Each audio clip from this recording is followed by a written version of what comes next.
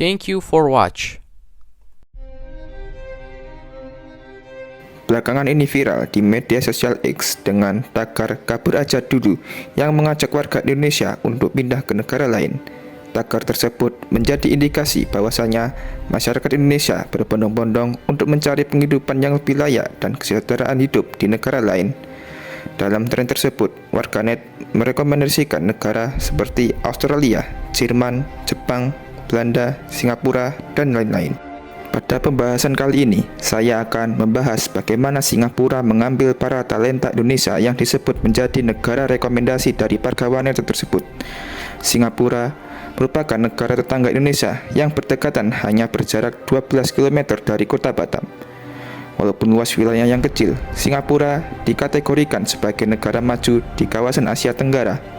Negara tersebut juga masuk daftar dengan negara yang memiliki PDB per kapita yang tinggi, negara dengan penduduk yang memiliki rata-rata IQ yang tinggi, negara dengan indeks kebahagiaan tertinggi di Asia, dan lain-lain. Selain itu, minimum gaji rata-rata di Singapura pada tahun 2024 mencapai 5.197 Singapura dolar atau sekitar kurang lebih 62 juta rupiah per bulan sebelum potongan Central Provident Fund atau disingkat CPF. Konon katanya pada Maret 2024, pemerintah Singapura mengumumkan akan menaikkan gaji bagi tenaga eksekutif dan profesional asing yang bekerja di Singapura. Kebijakan tersebut dilaksanakan di Singapura pada Januari 2025. Lihat hal tersebut memang menggiurkan bagi para tenaga kerja profesional di Indonesia. Apalagi jarak Singapura dengan Indonesia itu dekat. Lantas bagaimana hal itu bisa terjadi? Simak sampai tuntas.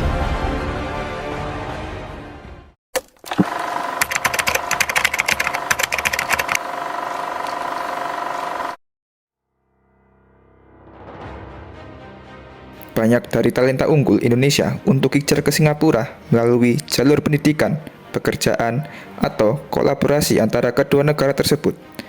Setelah menyelesaikan hal-hal tersebut, banyak dari talenta tersebut lebih memilih untuk bekerja bahkan menjadi warga negara Singapura.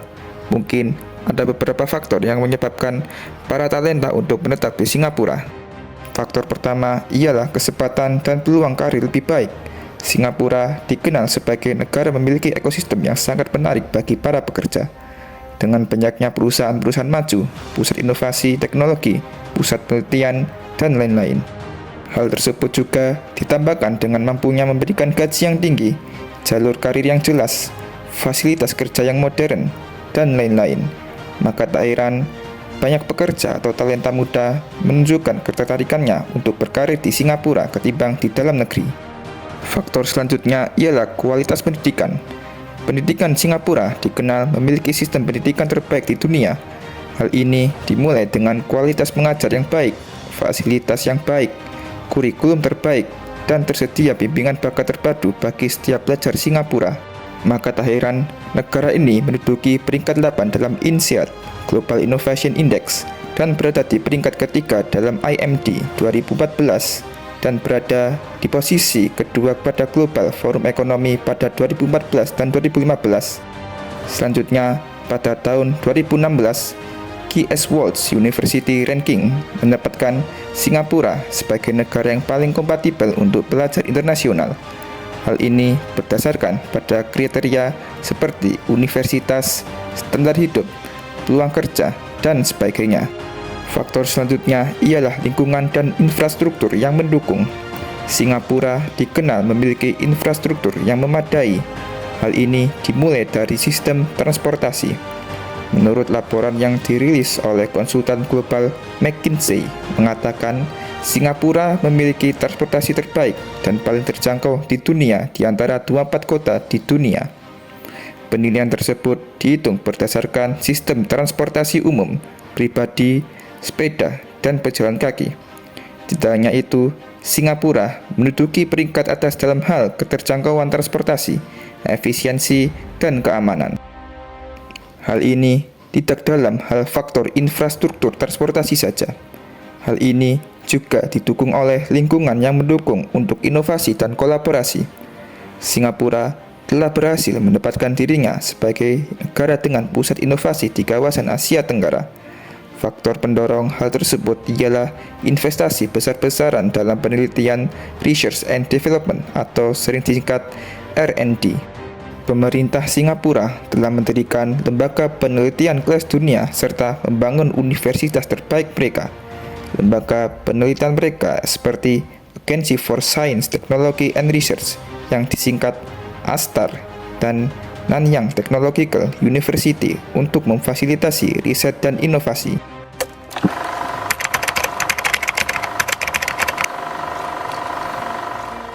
Mendengar hal tersebut, ini merupakan dampak buruk bagi Indonesia. Hal ini dikarenakan Indonesia akan kehilangan atau kekurangan banyak tenaga kerja terampil dan ahli untuk kebutuhan di dalam negeri.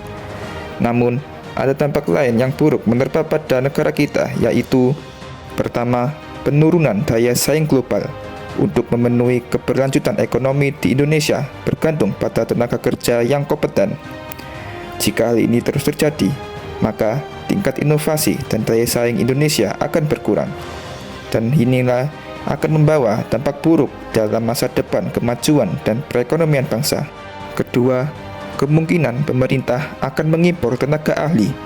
Jika talenta muda atau tenaga ahli bermigrasi ke Singapura, maka secara otomatis Indonesia akan kekurangan tenaga ahli. Untuk memenuhi kebutuhan dan menggerakkan perekonomian Indonesia, maka tak ayal pemerintah Indonesia akan mengimpor tenaga-tenaga ahli untuk memenuhi kebutuhan industri. Yang ketiga ialah kesenjangan pengetahuan. Jika para talenta muda dan tenaga ahli berhijrah ke Singapura, maka secara otomatis akan terjadi kesenjangan pengetahuan dikarenakan tenaga ahli dan para talenta meninggalkan negaranya sendiri.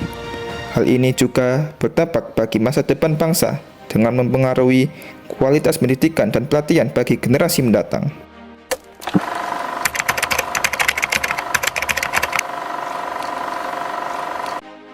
Semua permasalahan pasti ada solusinya. Permasalahan tersebut dinamakan brain drain. Brain drain yaitu perpindahan para talenta muda atau tenaga ahli dari negara asal ke negara lain. Pemerintah Indonesia harus memberlakukan peraturan-peraturan yang menguntungkan para talenta muda dan tenaga ahli. Hal-hal tersebut bisa diatasi dengan cara 1. Repatriasi para tenaga ahli dan talenta muda. Untuk memanggil kembali para tenaga ahli dan talenta muda Indonesia untuk berkontribusi, yaitu repatriasi dengan menawarkan gaji yang lebih tinggi, peluang karir yang menarik, meningkatkan infrastruktur untuk penelitian dan riset, dan lain-lain. Cara ini terbukti efektif diberlakukan di berbagai negara. Cara ini telah diterapkan negara seperti Cina. Pemerintah Cina menerapkan program Thousand Talent Plan yang diberlakukan pada tahun 2008. Pemerintah Cina memanggil kembali para pakar internasional utama dalam hal riset dan saintifik, inovasi, dan kewirausahaan. Selanjutnya, pemerintah memberikan insentif besar bagi warga negaranya yang tinggal di luar negeri untuk berkontribusi bagi bangsa dan negaranya. Cara ini tidak diterapkan pada negara Cina. Negara India juga menerapkan program ini dengan cara mengembangkan kota yang dijadikan pusat teknologi dan pusat inovasi global. Contohnya, seperti kota Bengaluru. Di kota tersebut dijadikan sebagai pusat inovasi, pusat pengembangan teknologi dan IT, dan lain-lain. Kota Bengaluru juga dikenal sebagai The New Silicon Valley. 2. Mendorong kolaborasi dengan negara lain. Sinergi antara pemerintah, akademisi, dan pihak swasta juga dapat menambah peluang untuk menarik kembali para tenaga ahli dan talenta muda dengan menciptakan suatu penelitian atau inovasi yang berkolaborasi dengan negara lain. 3. Menciptakan infrastruktur yang mendukung dan memperbaiki sistem birokrasi.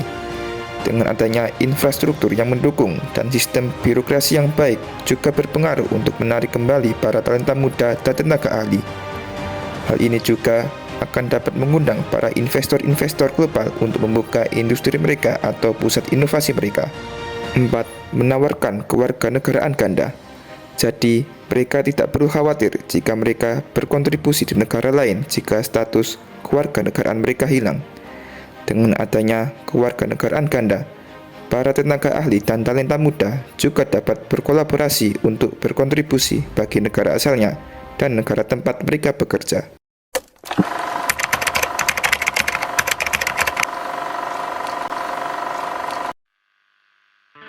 Dan itulah hasil dan pendapat yang bisa saya rangkum. Pada pembahasan kali ini, saya tidak bermaksud untuk memprovokasi atau membenci negara Singapura. Hal ini seharusnya dijadikan pembelajaran bagi pemerintah Indonesia. Singapura telah berhasil menarik talenta berbakat dari Indonesia melalui berbagai strategi. Fenomena ini menjadi tantangan bagi Indonesia karena beresiko kehilangan sumber daya manusia terbaik yang seharusnya dapat berkontribusi bagi pembangunan bangsa. Oleh karena itu, pemerintah Indonesia perlu mengambil langkah serius untuk menciptakan ekosistem kerja dan pendidikan yang lebih kompetitif guna mempertahankan serta menarik kembali talenta-talenta unggul agar dapat membangun negeri sendiri. Pada fenomena brain drain tersebut, negara yang dituju bukan hanya negara Singapura, tetapi ada negara lain yang saya sebutkan tadi. Pada pembahasan video kali ini cukup sampai di sini saja. Saya mengucapkan terima kasih kepada para penonton yang telah menonton video ini sampai habis. Sampai jumpa di video selanjutnya.